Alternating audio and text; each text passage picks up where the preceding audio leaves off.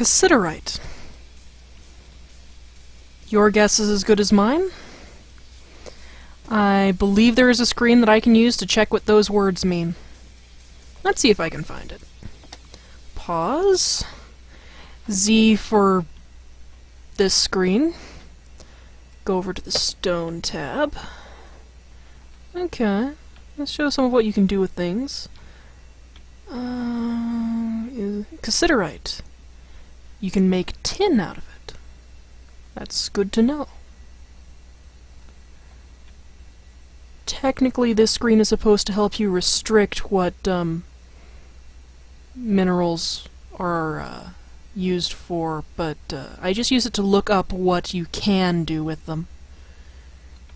Obsidian is interesting. It's one of the few things you can make blades out of without, like, making metal first. And dolomite. It can make steel, or it can be used as stone. Oh well, there's that.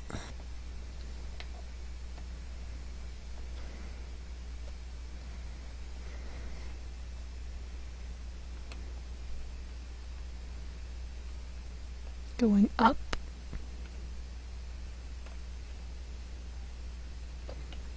Pausing. Here we can see they've bricked up most of that pond. Let's, there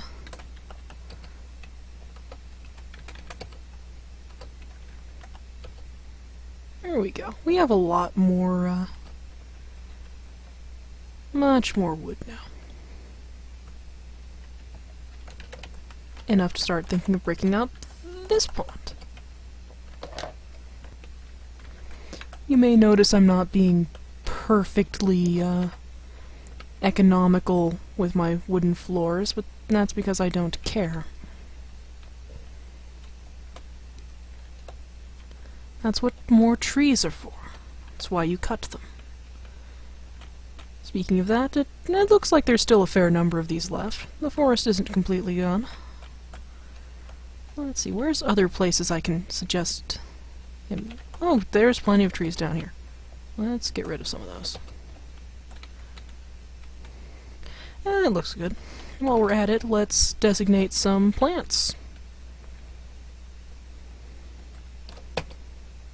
That's most of this map. That's about this area, I'd say. And it's a pretty decent amount to mess around with. Where's the fortress? Here we go.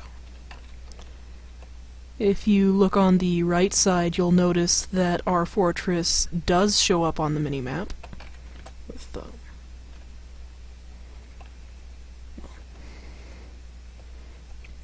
designated areas show up. The dugout areas are starting to show up, though they're still small enough that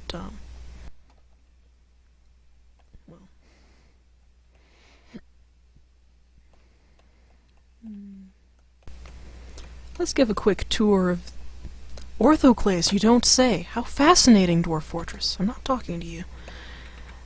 Let's take a look at the extra fortress areas. As you might notice, the housing district is going to be symmetrical.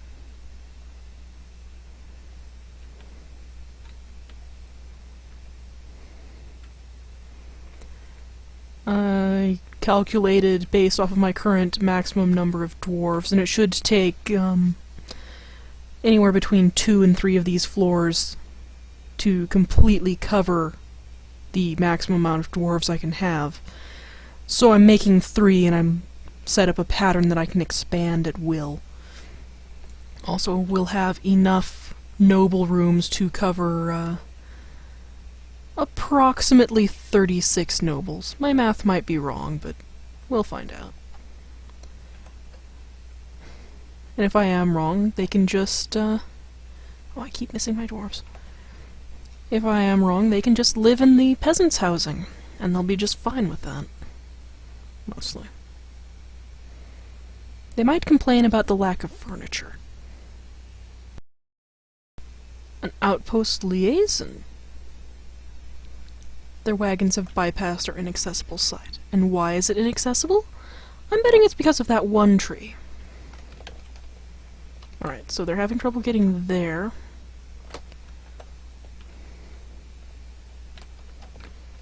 Where is our...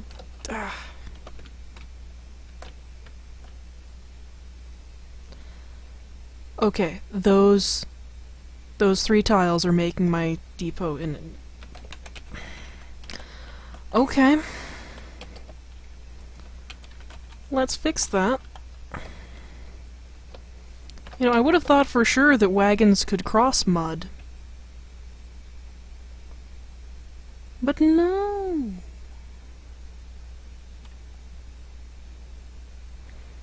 I guess I'll wait until they're done to,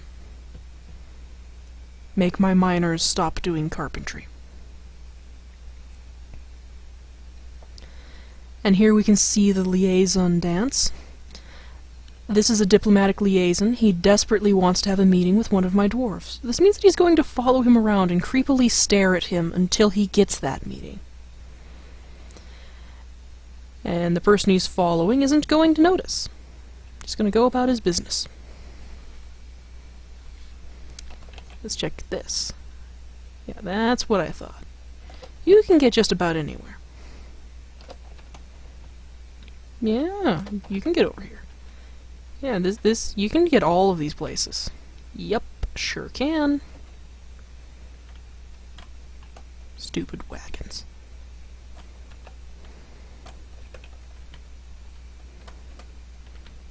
Where are we? Wait, there! Landmark I recognize. Here we go. And the merchants have arrived on mules.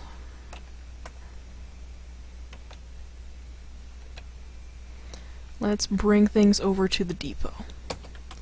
I only want them to bring my specially made craft items.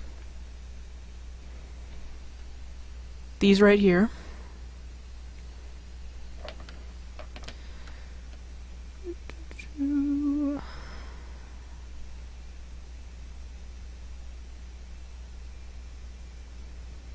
One problem with me setting up such a large variety of tasks for my people to do is that it will take them forever to respond to new circumstances. I am incredibly surprised that that little bit of flooring right there got fixed as quickly as it did. So I guess I won't be able to trade effectively with the first caravan, since they left all of the heavy stuff in the wagons that aren't coming, because they're afraid of ankle-deep mud. Ooh! Here's zircon. More gems in the middle of my stairwell. Oh! Thankfully they happen to be placed in exactly the area I was going to dig out for doors anyway, so go me. Mostly. This is on -10, so let's go up a bit.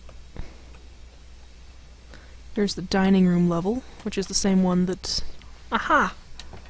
There we go. Let's call a trader over. This means that one of my dwarves will show up. Let's go to the noble screen real fast, though. None of my dwarves have any skill at trading. Or bookkeeping. Or managing. And I can't replace the outpost leader.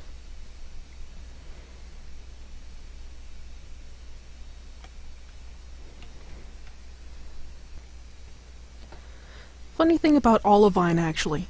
That is this material up here, and it is the only variety of stone I know about that is dark green.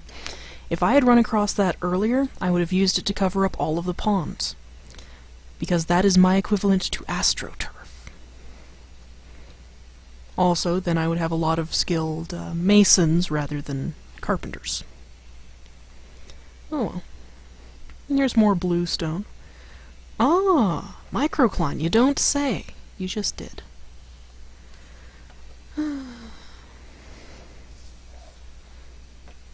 More gold stone, sort of. yellow anyway.